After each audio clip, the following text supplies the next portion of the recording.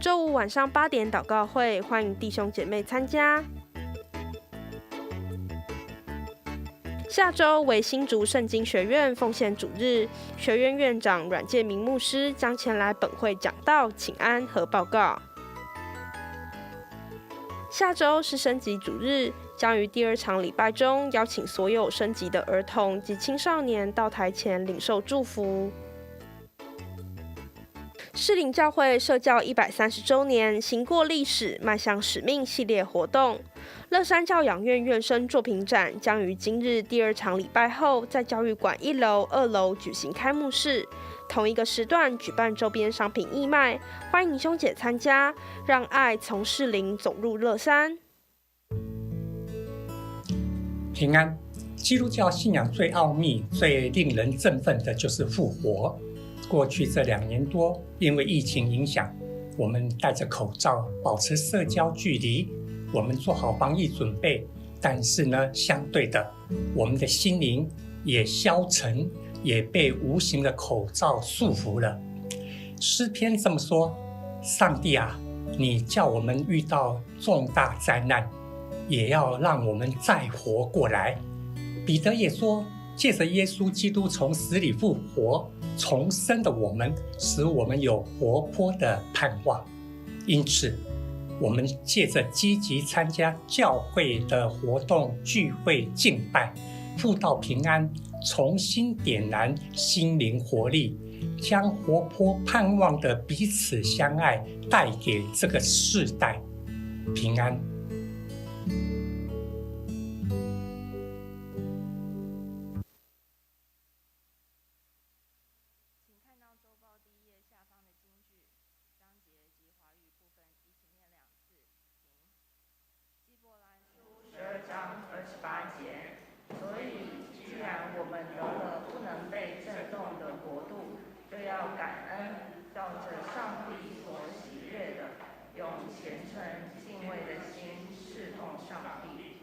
希伯来书12章28节，所以既然我们得了不能被震动的国度，就要感恩，照着上帝所喜悦的，用虔诚敬畏的心侍奉上帝。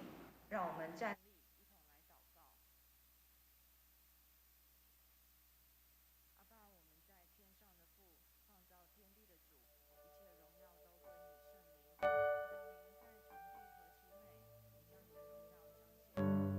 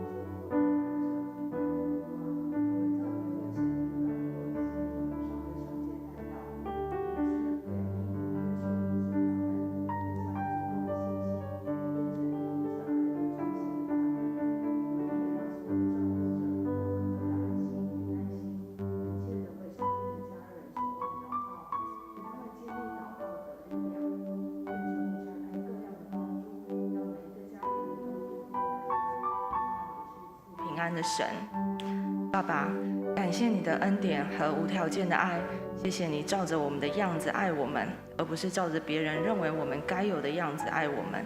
我们也要承认，有时候没有靠着你的恩典活，而是努力的靠自己的行为称义。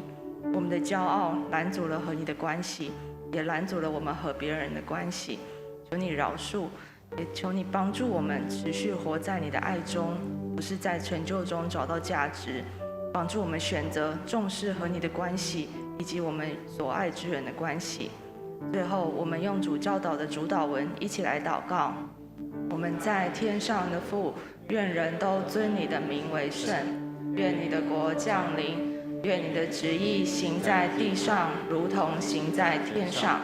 我们日用的饮食，今日赐给我们，免我们的债，如同我们免了人的债，不叫我们陷入试探，救我们脱离那恶者。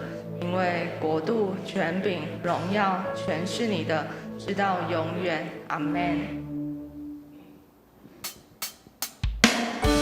感谢上帝，让我们一同聚集在他的殿中，让我们用坚定的信心大声宣告、敬拜、赞美他。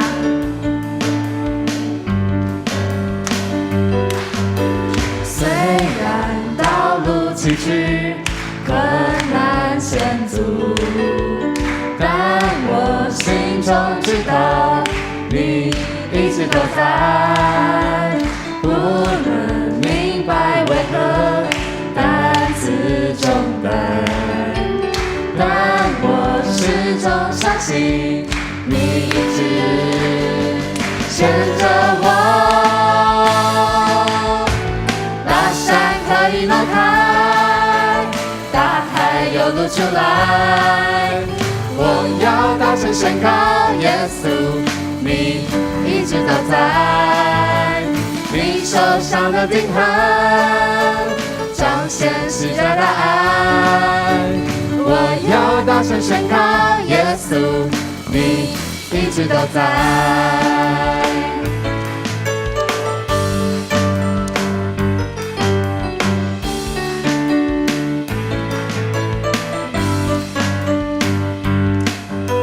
虽然道路崎岖，困难险阻，但我心中知道，你一直都在。不能明白为何担子重担，但我始终相信，你一直牵着我。大山可以挪开，大海有路出来。我要大声宣告，耶稣，你一直都在。你手上的钉痕，彰显十架的爱。我要大声宣告，耶稣，你一直都在。你的话让我明白，你爱我永不更改，你保守我的心怀，紧握你双手不放开。话让我明白，你爱我永不更改，你保守我的心怀，紧握你双手不放开。大山可以挪开，大海有路出来。我要大声宣告，耶稣，你一直都在。你手上的钉痕，彰显十架的爱。我要大声宣告，耶稣，你一直都在。我要大声宣告，耶稣，你一直都在。我要大声宣告，耶稣，你一直都在。我们将掌声荣耀归给主。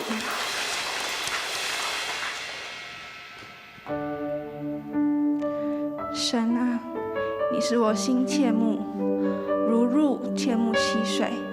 我愿意更多依靠你，仰望你。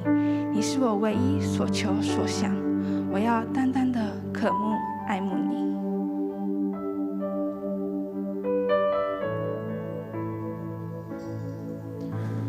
耶稣，我要爱慕你，我要爱慕你，倾倒我的生命。你是我唯一所求，让我心单单渴慕你。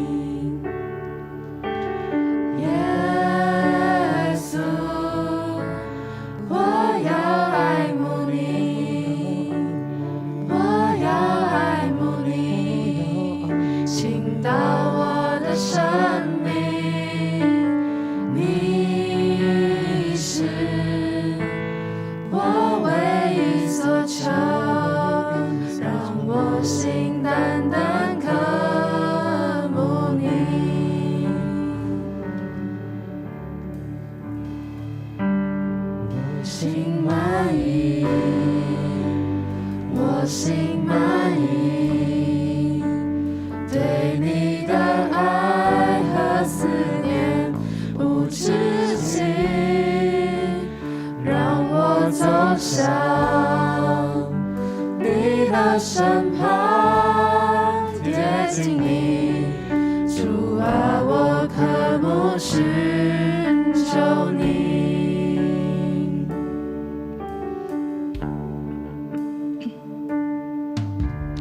耶稣，我要爱慕你，我要爱慕你，倾倒我的生命，你是我唯一所求，让我心单单渴慕你，我心满意，我心满意，对你的爱和思念无止境，让我走向你的身旁，贴近你，主啊，我渴慕寻求你，我心满意，我心满意，对你的爱和思念无止境，让我走向你的身旁，贴近你，主啊，我渴慕寻求你，我心满意，我心满意，对你的爱和思念无止境，让我走向你的身旁，贴近你，主啊，我渴慕寻求你，让我走向你的身旁，贴近你，主啊，我渴慕寻求你。亲爱的主耶稣，是的，我们渴慕你，因为在我们的生命中间，无论在哪个阶段，都会有欠缺、有不满足的时候。但是主耶稣，我们感谢赞美你，因为你自己本身那奇妙的爱，来让我们的生命得着丰盛，得着平安。感谢你在这个时刻，让我们再一次到你宝座前来敬拜。求主圣灵，你浇灌在我们中间，让我们能够领受你来自天上生命的话语。这样感谢祷告，奉耶稣基督圣名，阿们。弟兄姐妹，大家请坐。感谢主，让我们能够在这样的天气、这样的季节再次聚集，一起来敬拜。特别是对我们士林长老教会这2个礼拜，我们有特别的恩典，来自上帝为我们预备的。在我们教会在1938年的时候，有一位陈世志传道。如果你 Google 一下这3个字，他本身是士林人，他的爸爸在清国的时候是秀才，所以他们家在那个时代，在清国那个时代的秀才，整个家庭是有威望的。他受教育、受教导，后来读神学院，在1938年到1946年，是我们士林长老教会的传道。他不只是一个传道人，他还是一个音乐家，是一个教育家。所以在他安息30周年的这个时刻，我们的国家政府文化局特别就在中正高中旁边，那个叫艺术中心，在那个地方有展览，就是30周年纪念的特展。我们盼望弟兄姐妹，特别是跟我们士林教会有关，他也是士林人，你有机会未来这个月一直到明年1月，你可以到这个艺术中心如果还没进去，也趁这个机会可以去观赏。在招待桌，我们有这样的 DM， 你可以拿回去看啊，稍微认识了解一下这位曾经在我们中间一起跟我们一起服侍。那时候是在大北路的时代，陈世志牧师，1946年后来他去纯德女中、淡江中学教书，还成为淡江中学的校长，25年在淡江中学服务。上帝给我们这个时刻一个特别的恩典，就是我们从今年3月开始，为了明年是教会130周年的生日，我们从今年3月就开始启动了。所以还记得吗？你有从我们这个砖块的出处，就是锦州街走过来吗？就在今年3月，我们有一起参与的系列活动130周年的系列活动我们也曾经从士林国小搬砖块搬到礼拜堂这个地方，这个都是我们系列的活动。今天我们有一个很重要，就是130周年生日，上帝给我们的一个机会，就是从士林到乐山，在巴黎的地方有个乐山园，在那个地方，在过去这相当长时间有很好的服事，因此呢，我们把它定调在行过历史、迈向使命教会这一年的学习中间一个重要的活动。在这里面，我们有一些作品展览，所以我要先介绍一下乐山疗养院现在的董事长庄坤明牧师，他今天还特别到我们中间，我们拍手欢迎他。陪他一起来的女儿袁寻，我们也一起介绍一下袁寻也在我们中间。乐山园现在的院长家邦院长还有蒂雅他们的变身代表，我们特别感谢他今天跟我们在一起敬拜上帝，谢谢你们，也欢迎你们。所以现在有一点点时间，我们要请家邦院长来为我们做一个介绍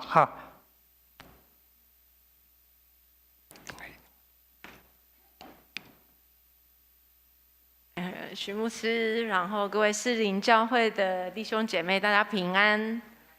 我是乐山教养院的院长家芳真的站在这里还是很紧张那感谢大家给予乐山这样的机会，让我们有机会跟大家介绍在乐山受照顾的这些心智障碍者。乐山目前全院有125位的心智障碍者在乐山教养院接受全日的照顾。那125位，大家听的可能很难想象那是一个什么样的规模跟概念那乐山我们简单的分3大群，就是简单说，第一个50几位的，大概是像蒂雅这样可以语言沟通就是讲话他听得懂，可以互动。那我也常常说，这样的孩子在乐山叫我们的一军就是非常优秀的一群。那另外有生活辅导组的50几位是非常辛苦照顾就是语言可能不太能沟通，那很多都是重度的自闭症所以也很难照顾。那最后有一群是爱护班20几位，都是轮椅的孩子就是等于他有心智障碍又有肢体上的障碍。那这样125位的天使在乐山我们照顾他那我从2015年到乐山，我其实常常看到这样的孩子，我心里的一个疑问就是，上帝到底为什么创造这样的生命真的是不太能够理解啦不过我想我们有一个影片，大家可以看一下，就会比较理解我们在乐山做的工作。来。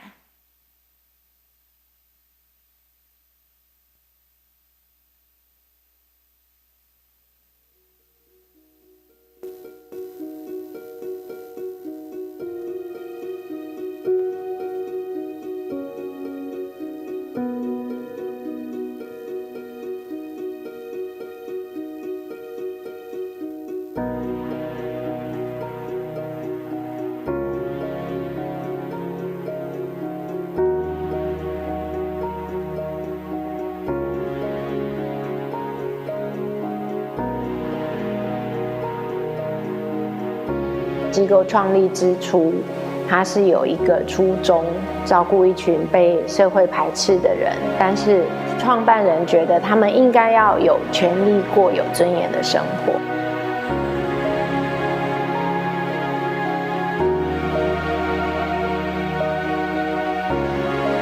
他们的心真的就是很单纯，然后开心就笑，然后难过就哭。那关心人或是跟人互动都非常的真诚。对，我觉得这个是他们真的就是像孩子。上帝到底创造这样子的生命，目的是什么？他们每天这样子好像又不是很懂，然后理解也很有限，为什么这样的生命会存在？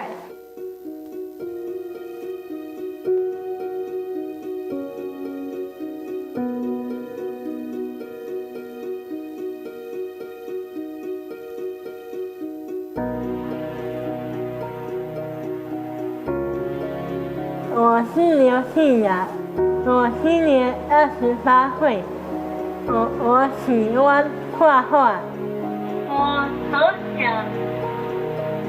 到大就住在乐山，这个是我的家。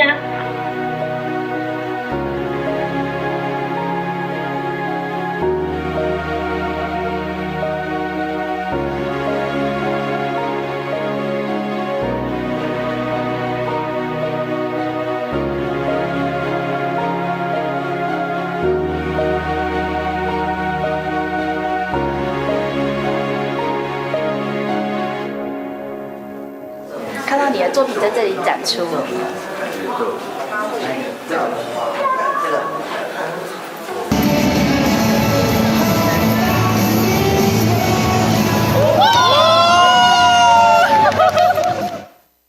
我都会觉得说，乐山真的是小雅很棒的一个家。就是如果今天没有乐山，那小雅很多生命的那个亮光不会被开发出来。就是我今天可以站在一个甚至是一个很骄傲的妈妈的这种感觉去看说，乐山真的是栽培了一个很棒的孩子。上帝如果能够透过他们的生命来影响我们，或是影响社会上每一个人，去提醒我们很多的事情，不管是珍惜，不管是分享，不管是帮助，我觉得这就是他们生命的一个很大的价值。大家都会习惯称他们是天使，那我觉得天使其实不是只帮助自己，天使其实有很大的一个工作是在人跟神之间的协调沟通。我觉得他们很像那个角色，就是让人可以更单纯。然后对，就是像圣经里有一句话，就是说，如果你没有回转像孩子，你是没有办法进天国的。对，那我觉得这个就是他们很大的一个角色功能。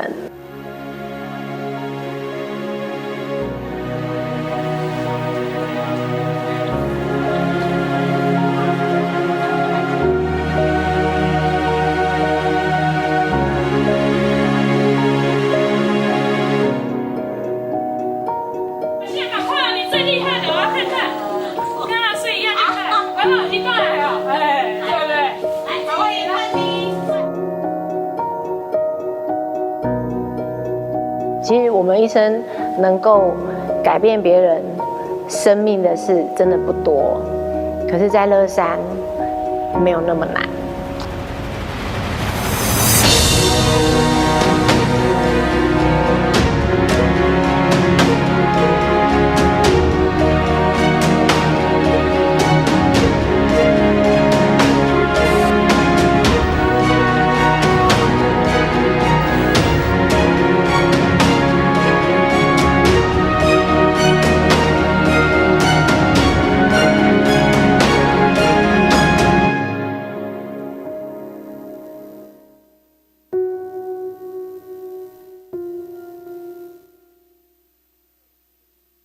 蒂雅的故事哈。那我想我在乐山学到2个很重要的事哈，尤其刚刚我们看到他们的画，那也刚好有这个机会，我们有画展在士林教会做展出，所以我分享一个小故事，就是我们曾经有一个国外的讲师到乐山来，他看到我们孩子的画，他讲了一句话，我永远都会记得。他说：“我现在都不知道那个有障碍的人是谁。”我现在都不知道那个有障碍的人是谁。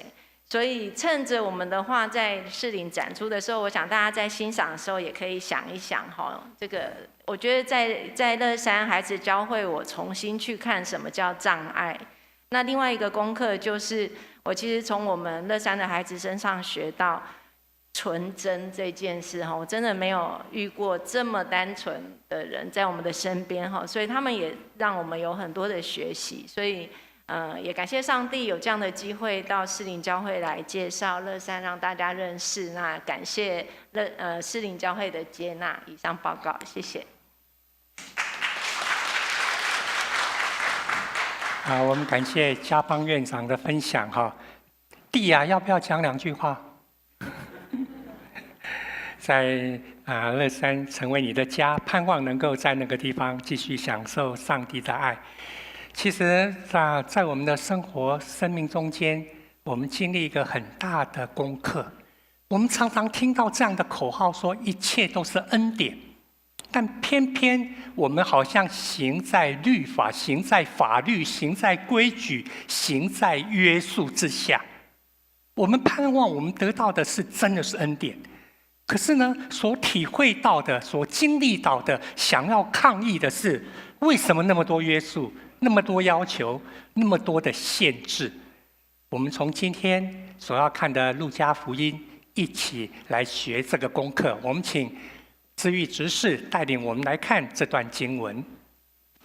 安息日，耶稣在一个会堂里教导人，有一个女人被灵附身，病了18年，腰弯的一点都直不起来。耶稣看见，就叫她过来，对她说：“妇人，你的病好了。”于是用双手按着她，她立刻直起腰来，就归荣耀给上帝。会堂的主管因为耶稣在安息日治病，就很生气，对众人说：“有6天应当做工，那6天之内可以来求医，在安息日却不可。”主回答他：“假冒为善的人啊，难道你们个人在安息日不解开槽上的牛和驴，牵去喝水吗？何况他是亚伯拉罕的后裔，被撒旦捆绑了18年，不该在安息日这天解开他的绑吗？”耶稣说这些话，他的敌人都惭愧了。所有的人因他所做一切荣耀的事都很欢喜。这是耶稣他传道的生涯最后一次在安息日在会堂里面见证行动医治的一个记载。反过来说，在我们刚刚所看到的经文里面，他有提到6天，就好像我们工作6天，然后到礼拜天我们休息，我们来敬拜，我们郊游，我们有一些其他的活动，这就像这样的一个状况。耶稣每一次到安息日的时候，他都会到犹太人的礼拜堂，就是他们称为会堂，在会堂那个地方敬拜，领受上帝的话语，分享上帝的教导。这是在安息日在会堂里面做的，就有一点像我们现在在礼拜堂做。偏偏这次耶稣最后一趟在会堂里面的动作引起了一个很大的纷争，这不是第一次，之前也曾经发生过。我们刚刚看到有一些人，他们在旁边希望能够注意耶稣有什么把柄可以来控告他。今天的故事告诉我们又发生了，这是一个蛮大的功课。也就是说，对犹太人来说，他们非常看重律法。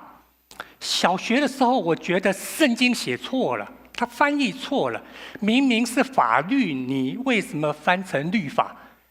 小朋友，你有这样的概念吗？我们在座有很年轻的朋友哈，对不对？在我们周遭，我们说有交通规则，有刑事，有民事，这都是中华民国在台湾我们的法律啊。怎么你把字写反了，写律法？我一看圣经，圣经都写律法。我们一起来念这段，预备来，使耶和华的律法教导藏在你口中。这个是犹太人他们一起注意的。耶和华的律法，希伯来文就叫做 Torah， 我们有时候会听到这个句 Torah。Torah 这个字翻译成律法，也翻译成教导，它有指引、指示，告诉你方向，告诉你应该怎么做。Torah 就是这个。所以也就是说，在我的生命中间，我的 Torah 不一定是白纸黑字写在那边。在我们家，许家有许家的家规，不写在墙壁上，写在哪里？我知道什么事情可以做，我知道什么事情你可能不要做，这个就 Torah， 许家的 Torah。对犹太人呢，他们千百年来的 Torah 就是从耶和华上帝来的，他们在中文我们翻译成律法。因此你会看到出埃及记13章第9节这么说，来，这要在你手上做记号，在你额上做纪念，使耶和华的律法常在你口中。使耶和华的律法、耶和华的指引、耶和华的教导常常在你的口中，你常常可以说出来，说了从口到脑到心就会提醒你。所以如果你进一步，当上帝借着摩西带领以色列百姓这么多的人离开埃及，在旷野寻找一个新要居住的地方的这个过程里面，他们需要一个指引，需要教导，否则的话，这么多的百姓在旷野里面就散掉了，各做各的事情。所以他们需要借着摩西所领受上帝给他们的 Torah， 生活、生命、群体都得着指示，得着带领。当摩西在旷野结束了他的任务以后，这个任务交给约书亚。约书亚吓一跳，这不行啊，这事情太大了。因此呢，在约书亚第1章第7节、第8节，上帝跟约书亚这么说：来，只要刚强，大大壮胆，谨守遵行我仆人摩西所吩咐你的一切律法，不可偏离左右，使你无论往哪里去都可以顺利。这律法书不可离开你的口，总要昼夜思想，好使你谨守遵行这书上所写的一切话。如此，你的道路就可以亨通，凡事顺利。如果从这个地方，你可以看到，无论是上帝借着摩西来说，或借着约书亚来说，律法是要让人的生命得丰富，律法是要让人的生命得着富足，得着恩典。律法是要让你的生命能够亨通，能够凡事顺利。律法的功用原本是这样，无论是在你的伦理道德生活上，你的做事原则、事业的原则，你在跟人的互动，律法要帮助我们的是让我们能够顺利，能够亨通。原本的意义在这个地方。如果这样的话，我们就会看到今天的社会是不是让我们需要离律法多一点的学习。在过去这2年半，我们常常体会到有一些事情它是回不去。今天早上跟一位姐妹在分享，我说看起来华龙街还是那么热闹哈。对，人看起来回来了，但是心没有回来。心回来会表现在哪里？表现在购买力，表现在购买力。华龙街的人看起来跟以前一样多，但是这些商摊他们都体会到了。他们说牧师啊，心没开了，都不是基督徒哦，一些不是基督徒的朋友，他们说牧师啊，心没有开，心没有开，东西就买不下，因为心里面还有一个口罩在。心灵，我们的灵性里面还有那个口罩拿不下来，所以回不去的远距上班啦，甚至在电商网购等等这些事情。可是有一些特别要关注，这2年来，整个的社会、整个的世界一直在提醒，而这些特别要注意的事情的最后一项，竟然就是在跟我们讲灵性关系的需求。好，这是更需要注意、更人性更需要的地方。如果这样的话，我们刚刚说律法是要丰富人的生命，那这个教会，你我每一位基督徒，我们就有很大的责任了。说到律法，犹太人非常严谨的把他们从摩西领受到的十诫，把它做一些调整。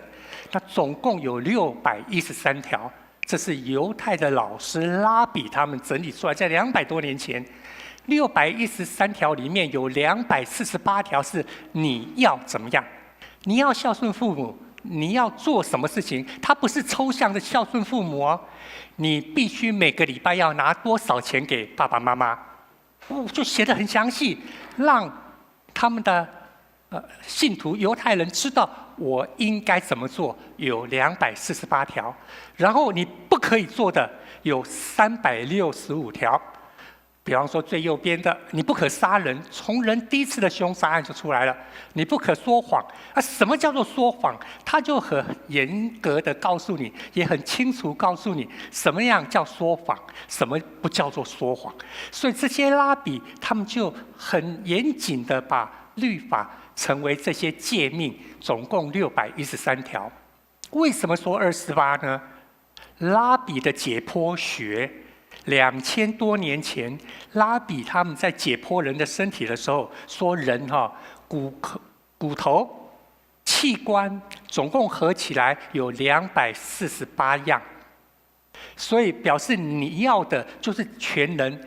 248表示整个人组合起来就是248，你这个人每一条都要做到，这个是你应该做的诫命。那么365不可以做的呢？365就表示每一天都要提醒，每一天这个人都应该要注意上帝的律法，所以提醒我应该做，提醒我不可以做的部分。这个是我们看到后来犹太人把律法变成人的重担，原因在这个地方。你怎么把613条都记得熟，都背得好，然后在生活每做一件事情就想到有没有跟这613条符合呢？应该做的有没有符合？不应该做的有没有符合？如果这样的话，你就可以体会到耶稣那个时代犹太人他们有多大的重担。其实这所有的律法都来自这一条而已。我们一起来，除了我以外，你不可有别的神。这是哪一条？10诫的第1条。所有的律法其实只有这一条，就是我们跟上帝的关系，就是我们跟上帝的关系。因为上帝期待我们的是成为他的子民，他成为我们的上帝。不止这样，你看第6节这么说，预备来，你们要归我做祭司的国度，做为神圣的国民。就只有这一条，上帝让我们跟他进入他神圣的国度，成为神圣的国民，就是这样的一个邀请。所以我们为什么说律法是要丰富我们的生命？如果你刚刚说的除了我以外不可有别的神，之后就会常常老师告诉我们10诫第2诫到第4诫提到我们跟上帝的生命关系，第5诫到第10诫提到人与人的伦理关系。借着这样，我们才可以体会什么叫做爱上帝，什么叫做爱人。爱上帝、爱人，你在福音书看到耶稣跟人的对话中间，常常跑出这2句话：预备来，你要尽心、尽性、尽力爱耶和华你的上帝，你要爱邻如己。还记得吗？耶稣跟人的对话中间跑出这样的内容，从生命记、从利未记给我们的提醒。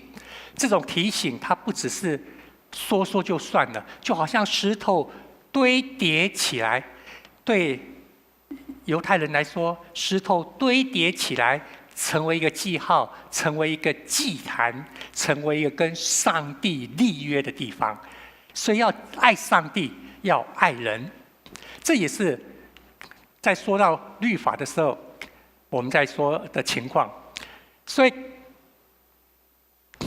有一点问题，我往前一页。好，我们今天读的经文就出来了。在安息日，好像礼拜天到礼拜堂来做礼拜，所以我们就不会有其他的事情。有时候我们会接到人说：“哎，牧师啊，我们这边刚好水蜜桃盛产，我们可不可以顺便去义卖啊？”这个我们就要考虑了。我们到教会来做礼拜，那我们可不可以顺便买水蜜桃、买水果？有人就说：“他要买就请他去华荣街买哈。”可是如果我们也可以顺便让在部落的弟兄姐妹他们种的水蜜桃，在我们中间有需要、有愿意的人做完礼拜，他能够也顺便带回去。到底在礼拜堂、在教会的空间，可不可以做礼拜以外的一些事情？这个功课在教会的历史上面一直在挑战，一直在讨论。2000年前碰到这件事情，安息日在会堂就是敬拜上帝。那天来了一个很特别的姐妹，这个特别的姐妹挑骨弯腰了18年。我们看过这样的伙伴，很特别的生命经历。我们没办法体会到他18年来他到底是怎么样的这样在前面走路，向前走。但是我们可以知道，对他来说，这真的是一个重担。耶稣看到这样的一个情形，就跟他说：“你的病好了。”用双手按着他，这一位他立刻腰就直起来了。也就是说，他这个故事告诉我们一个很重要的重点：原本是被排斥的，原本是见不得人的，原本是抬不起头的。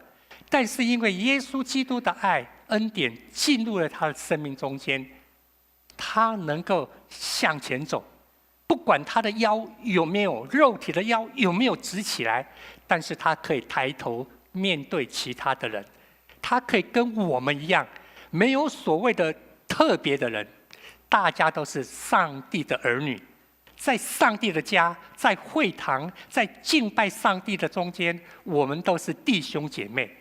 这个故事除了那个18年驼背的妇女腰被医治直起来，最重要是要看我们的心灵有没有直起来啊，有没有站立起来？你内在的人有没有刚强起来？你内在的人有没有成熟？还是你内在的人仍然是弯着腰不敢看人，觉得哎呀，我过去已经这样，虽然现在身体比较好了，可是我还是觉得不要讲话比较好，不要让人家认识我比较好，不要让人家认出我比较好。耶稣要医治的不只是这个已经18年驼背的妇人，他要医治的也是那个会堂里面所有在现场敬拜上帝的人。你们在敬拜上帝，但是你们的心灵有没有得丰富、得饱足、得医治、得健康？你的眼光有没有得健康？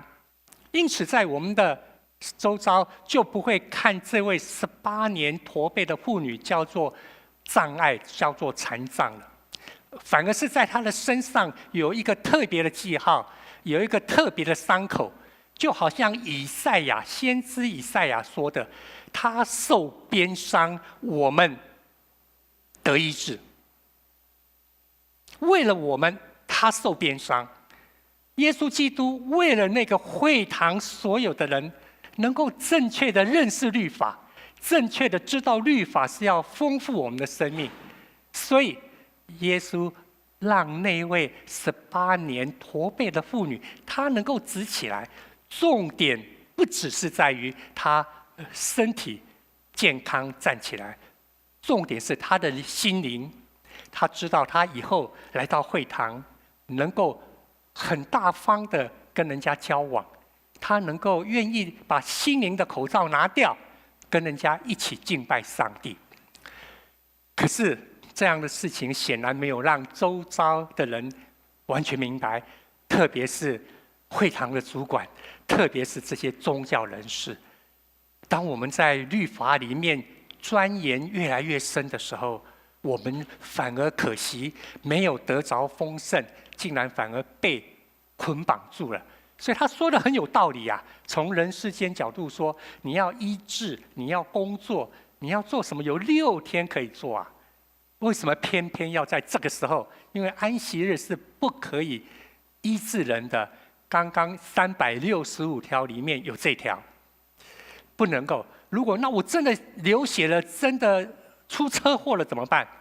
你可以让他止血，但是你不能够让他好。你只可以让他止血，不要让他流血流光死掉。但是呢，那颈椎明天再说，骨头断了明天再说，因为骨头断不会让你马上死，可是流血的事情把它止住了，止血不叫医治，其他的动作叫医治。这个就是365条里面规定的一条。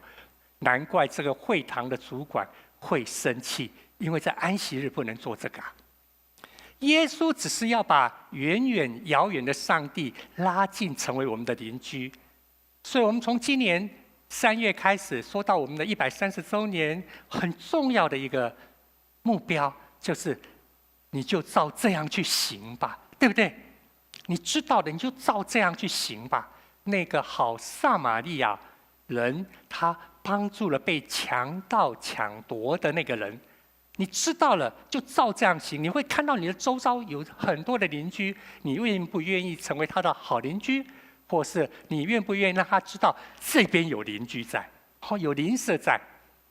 爱上帝就会爱你的邻人，你的邻舍。所以最后我们要分享的恩典跟律法，恩典胜过律法，恩典胜过律法。耶稣就跟那位管会堂的说，礼拜天你的牛、你的驴，你不是会把它解开吗？它本来绑在树上，你把它解开，带它到井边去喝水。你这个动作，解开，这就是做工哦。365条里面有规定，你今天穿的衣服不能够是用绑的，现在发明扣子可以了，这样不叫做做工，这样不叫做工。但是你有没有发觉，有些人这个是要用绑的，有没有？绑了就叫做工。所以你在安息日你就不能穿那样的衣服，必须要打个蝴蝶结，必须要打个什么样的结，那个叫做工。耶稣说，你知道打结是做工，解开结是做工，你仍然是会为了你的牛、你的驴绑在树上，你把它解开，带它去喝水。那你这样就违背了365条了。你都说那不叫做违背，因为是为了要让他喝水。那如果这样，那更何况这位被捆绑18年的，我只不过是把他的结打开，把他心里的结打开，也希望把你们心里的结打开，就是这样而已啊。让你们能够看到，原来这个会堂可以做的事情有更多，可以荣耀上帝。不只是大家来听律法、听故事，大家来彼此请安。更重要的是，我们看到人彼此之间有上帝创造很特别美好的，就像地亚在我们中间一样。这是我们一起在礼拜天敬拜上帝。耶稣那个时代在安息日在会堂敬拜上帝非常重要。所以当这位18年驼背的女人，她腰直起来，她心灵打开的时候，当你心里打开，你第一句话就会说感谢主。是不是？当你遇到困难的时候，你解开了，你第一句话会说感谢主。开车的人，哇，那个地方好难停哦，就一去刚好看到一辆车子出去，停车场一辆车子出去，你会说什么？基督徒会说感谢主。有一次我载了一个人说感谢主，旁边那个告诉我说，这个跟感谢主没关系啦，只是刚刚好。对不对？没有错啊。从人世间的角度看，就是叫做刚刚好。但是从你的心，你觉得呢？你觉得是刚刚好？还是要将荣耀归给主上帝？用这个来区别你是基督徒，还是有一天到天堂门口的时候，你说你为多少人施洗，你做了多少事情，带多少人决志祷告，结果主耶稣说：“对不起，我不认识你。”哇，那可怕的时刻喽！你常常很多事情觉得刚刚好，还是很多事情你就感谢主、赞美主。等一下你们一定要去参观，然后你会看到有一些义卖品，那个桌子上面铺了有一个那个桌布。昨天晚上到了9点多还找不到桌布，下午就已经彩排好了，可是找不到桌布。在焦虑中间，我们知道你一定要安静下来，你一定要安静下来，因为你越找就越找不到。安静下来，真的要学习这个功课。你要安静下来，跟上帝说：“那你就想办法吧，因为我都做我该做了，你就要做我做不到的嘛，对不对？”突然用一般的说法，我们说圣灵真的是会讲话。牧师娘突然就说：“应该在哪里哦？”就跑到R楼找到了。我们从1楼、2楼、3楼 V1 跟着杨志，然后还打了所有的干事，一直找到5楼，没有，算了，赶快跟 V 姐说，你那边有没有另外的比较漂亮的桌巾一静下来以后，你找到一个桌巾又怎么样？感谢主，竟然会说这样的话对，因为那个结被开了，你的心的眼睛有没有被打开？你心灵的眼睛有没有被打开？这是恩典胜过律法。在今天这个世代，当越来越讲群体的时候，你会发觉在这群体中间，在律法中间，在规矩中间，个人的生命不见了。当在那么大的球场，3万个人、5万个人中间，谁在乎里面是有哪一个啊？总共3万多个人，这么多战争的中间，那么大的几百万个人、几十万个人在战场上，人好像变成弹药而已，每个人像弹药。在今天讲求大数据的时代，耶稣反而要提醒我们，在会堂中间这么多人，好像都在做一样的动作，好像都在守一样的律法。可是耶稣的眼光是要用上帝的恩典降临在那位需要而且仰望上帝的人身上。你有没有渴慕？你有没有仰望？看起来人那么多，但是上帝的恩典一定会降临在那位渴慕仰望恩典的人。否则的话，你在群体中间，在卖场中间，你只不过是一个消费者，他不会特别记得你叫什么名字，但是他会记得你买了多少东西。这是恩典胜过律法。所以人没办法靠律法得生命享丰盛，而是借着恩典来帮助我们。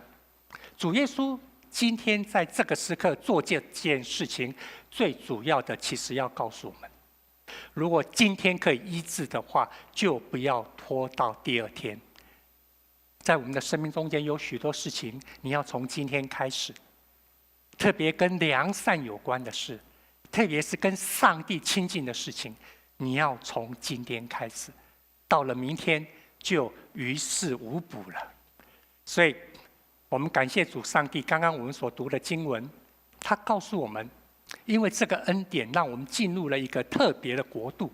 我们试着用台语来念一次看看。好，这点来试看嘛，预备来。所以咱就感谢，因为咱有得到迄个未受摇动的国度，咱就照上帝所欢喜的，用虔诚甲敬畏来服侍伊。我们得了这个不能够震动的国，就当感恩。我们用感恩进入上帝这个给我们不会震动的国，所以我们会照上帝所喜悦的。上帝所喜悦的是什么？这个就是回到 Torah， 回到律法了。因为那个 Torah 律法是要让我们得丰盛，让我们得恩典。如果我们回到了上帝的 Torah 里面的时候，你就会有敬虔敬畏的心，在每一天当下，你都会看到很多的邪恶在掌管。柬埔寨有那么多的人在那个地方被卖，甚至器官被割掉。你看看到处有战争，你看我们的社区，单单为了一个停车叭一个喇叭就会让人家吵架。你看到整个社会的今天，好像被邪恶的势力掌管。可是历史告诉我们，每一天都告诉我们，唯有上帝的良善推动人向前。人可以向前，你可以向前，你可以把心灵的口罩拿下来向前，是因为良善的力量，而不是今天邪恶的督促。不是，我们借着行动接纳欣赏，使人心灵所受的捆绑可以解开来，用虔诚敬畏的力量，让恩典胜于律法。律法有它的功用，但是它是要让恩典真实临到我们。这是我们今天特别感谢上帝给我们的机会。我们求主继续带领我们。这样的一个作品展览会有1个月的时间。如果今天你不方便，未来这1个月你也可以一起来观赏。我们特别谢谢乐山的董事长庄长老到我们中间。院长、家芳院长，还有蒂雅，还等一下还有服侍的同工，在我们教会，在乐山的董事会里面，还有2位伙伴，一个是陈庆成长老，一个是李俊信长老，他们都一起参与在乐山的事工里面。我们一起来祷告。亲爱的天父，我们谢谢你。当我们称你阿爸的时候，我们就知道我们有许多的弟兄姐妹。无论每个人有什么样的特质，我们都领受你同样的恩典。感谢主，因为你的恩典胜于律法，律法是你所赐给我们最奇妙的恩典。求主帮助，让我们在生命中间心灵的口罩可以拿掉，心灵的眼光可以打开，以便于看到上帝你那无限的恩典充满在每个人，充满在我们的每个时刻。这样感谢祷告，奉耶稣基督圣名，阿们。感谢主将真理教导我们，邀请大家一同站立，愿这首诗歌成为我们的祷告。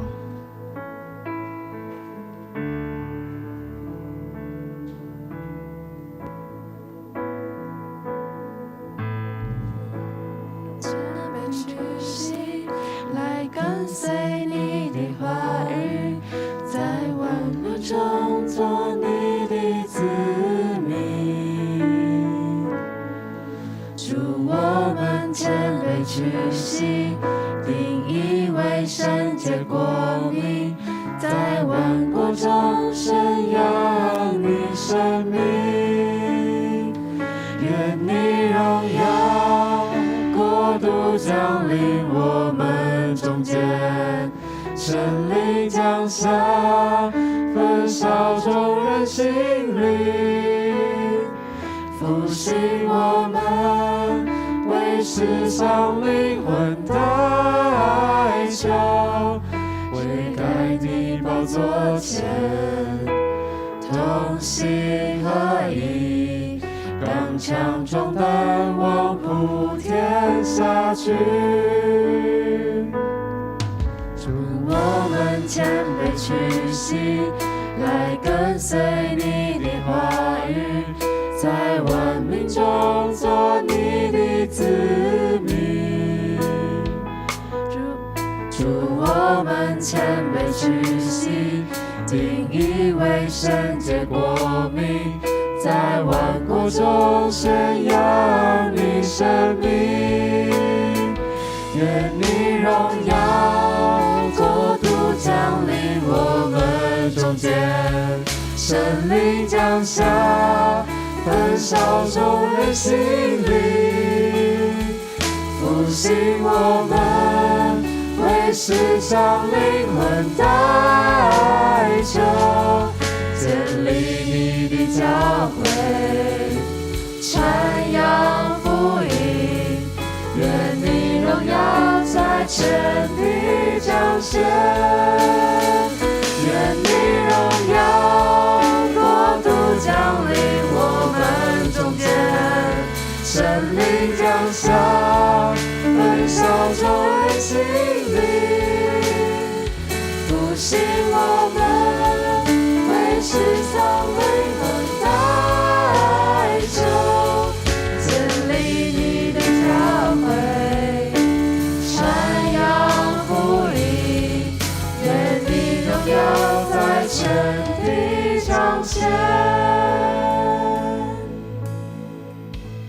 请坐。请预备心来奉献，奉献后请牧师祝祷。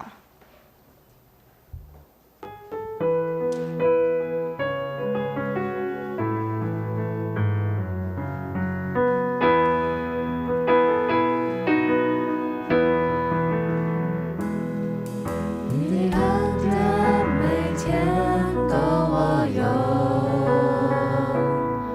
总有困难也不会逃避。有你与我一起，我还惧怕什么？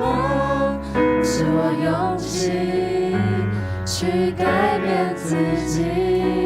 哦，耶稣。耶稣，我这一生最爱是你，为了你，我愿将一切抛弃。耶稣，我要得着你。哦，耶稣，耶稣。这一生最爱是你，为了你，我愿将一切抛弃。耶稣，我要得着你，我已决定，我一生最爱是你。亲爱主，感谢圣灵帮助我们做这样的决定。我们一生中最爱的就是你，因为你先爱我们。你看我们的生命比组织、比体制还重要。你给我们的恩典，就像你给我们的律法一样，要丰盛、丰富我们的生命。愿主耶稣基督的恩惠、天父上帝的慈爱、圣灵的相通扶持、安慰医治与你们同在，从今日直到主再来。阿们。请坐。今日礼拜到此，请默祷待殿乐结束后再离开。祝福大家平安。